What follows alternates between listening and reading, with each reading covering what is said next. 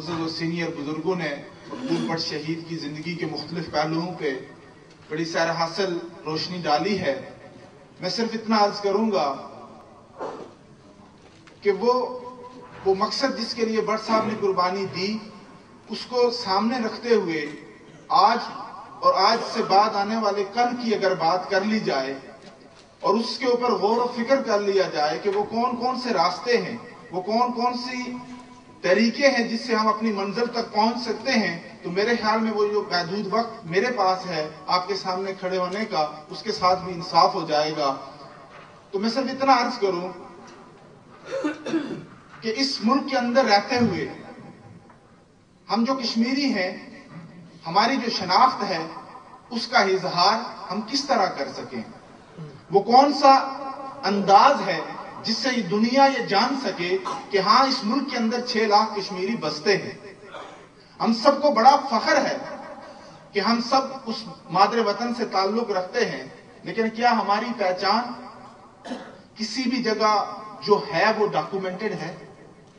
میرے ساتھ اس حال کے اندر سارے پڑھے لکھے دوست بزرگ بیٹھے ہیں. اگر آپ دیکھیں گے جو office of the national statistics ہے برطانیہ کا، اس کے اسٹیٹسٹکس دیکھیں تو اس کے اندر 22,000 کے قریب کشمیری نسل لوگ اس ملک کے اندر رہتے ہیں. اس بریڈ فورڈ کے اندر آپ کلیم کرتے ہیں کہ 1 لاکھ سے زیادہ لوگ کشمیری رہتے ہیں، لیکن آپ کے جو ریکارڈ ہے آفس آف نیشنل اسٹیٹسٹکس کا وہ یہ ظاہر نہیں کرتا.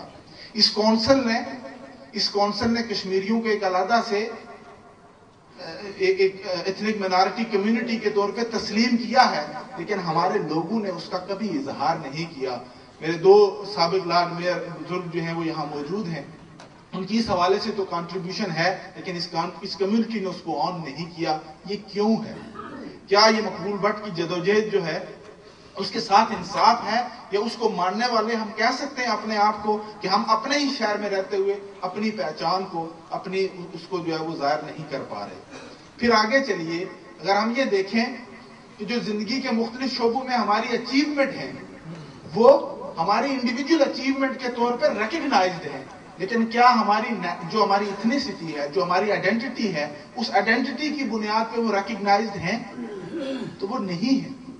تو آئیے آج ہم اس چیز کا عہد کریں کہ جو ہماری انڈیویجول اچیومنٹس ہیں اس کو ہم سیلیبریٹ کریں، اور اس کنٹریبیوشن کو سیلیبریٹ کرنے کا طریقہ یہ ہے کہ ہم میں سے ہر ایک، وہ دن بڑا شاندار تھا ہماری اس تاریخ میں، جس برطانیہ کے اندر رہنے والی کشمیریوں میں، جب لارڈ میئر عجیب صاحب نے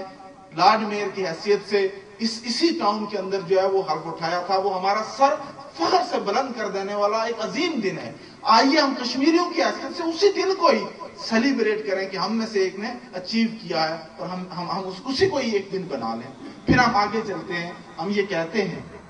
کہ اس برطانیہ کے اندر رہتے ہوئے صرف ایک دن کو ہم سارے کشمیری اگر مل کر اپنے کشمیریوں کا دن بنا لیں. جس طرح سے آج ہم مقبول بٹ شہید کی اس برسی پہ یہاں جمع ہیں، اسی طرح سے اگر ہم ایک دن کو جس کے اندر ہم نے اچیو کیا، ہم نے مہاراجہ کی شخصی غلامی سے اپنی آزادی کے لیے آزاد حکومت کا قیام عمل میں لایا، اور پھر اس کے اوپر بھی کچھ رول اور اس کی رسپانسبلٹیز ہیں، اور اس رسپانسبلٹیز کو اگر ہم یہ دیکھ لیں کہ وہ اگر اس طریقے سے نہیں ہے، لیکن ہم نے ایک اچیومنٹ کی تھی کہ ہم نے اپنی حکومت اپنے ہی لوگوں کی اپنے مقاصد کے لیے جو اس کا قیام تھا وہ 24 اکتوبر تھا. اگر آج ہم یہ کہہ دیں کہ ہم جس طرح سے مظفر آباد کے اندر 24 اکتوبر کو آزاد کشمیر کا جھنڈا لہرایا جاتا ہے، اس برطانیہ کے اندر جس کمیونٹی جس شہر کے اندر کشمیری بستے ہیں وہ 24 اکتوبر کو اس کونسل بلڈنگ پر اپنی فلیگ ریزنگ کریں گے. تو وہ دن ہے جس دن ہم اپنے اس ڈائیورسٹی کو سیلیبریٹ کریں گے. تو میں آپ سے یہ وعدہ لینا چاہتا ہوں کہ اس آنے والے 24 اکتوبر کو اگر جو ہمارا کونسل بلڈنگ ہے اس کے اوپر آزاد کشمیر کا جھنڈا لہرایا جاتا ہے اور آپ سارے کشمیری وہاں پر اس دن جمع ہوں، اور اس دن جو مختلف ہماری کاروباری حضرات ہیں، ہماری جو کار ہے، ہمارا گھر ہے، ہمارا جو بزنس ہے، جس جگہ پر ہم موجود ہیں، اگر ہم اپنی ریاست کا اپنا جو شناخت ہے اس کا جھنڈا لے کر، جس طرح سے یہاں مختلف دنوں کے اوپر مختلف لوگ اپنی آئیڈینٹی کا اظہار کرنے کے لیے اپنا جھنڈا لہراتے ہیں، اگر ہم اپنا جھنڈا لہرائیں ایک دن پورے برطانیہ کے اندر سارے کشمیری اپنی کار کے اوپر، اپنے گھر کے اوپر، اپنے دفتر کے اوپر، اپنے بزنس کے اوپر، تو اس سے جو آپ کی جو شناخت کا اظہار ہوگا وہ یقیناً مقبول بٹ کی اس جدوجہد کو دنیا کے سامنے لے کے جانے کے لیے ایک مثال بنے گا، اور یہی چیز ہمیں یہ ظاہر کرے گی کہ ہاں ہم ایک زندہ قوم ہیں اور ہم ایک اپنی پہچان رکھتے ہیں۔ اس لیے میں یہ گزارش کروں گا کہ ماضی جو آج کا لمحہ گزر گیا اس نے واپس نہیں آنا، اس کی سوچ، اس کی فکر کے ساتھ آنے والے دور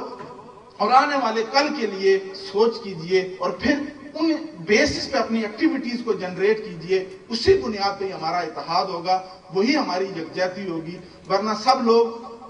جو ہے وہ جب ان کے پاس کوئی بیس نہیں ہوگی جس کے اوپر وہ اپنے اتحاد کا اظہار کر سکیں تو یہ سب باتیں رہ جاتی ہیں، عمل کہیں نظر نہیں آتا۔ آئیے نئے دور کے نئے تقاضوں کے تحت اپنی سوچ کو انوویٹو انداز کے ساتھ، نئی تخلیق کے ساتھ آگے چلیں، اور ہماری پہچان ہی ہماری زندگی ہے، اور اسی میں آنے والی ہماری نسلوں کی بقا ہے۔ وما علینا الا البلاغ۔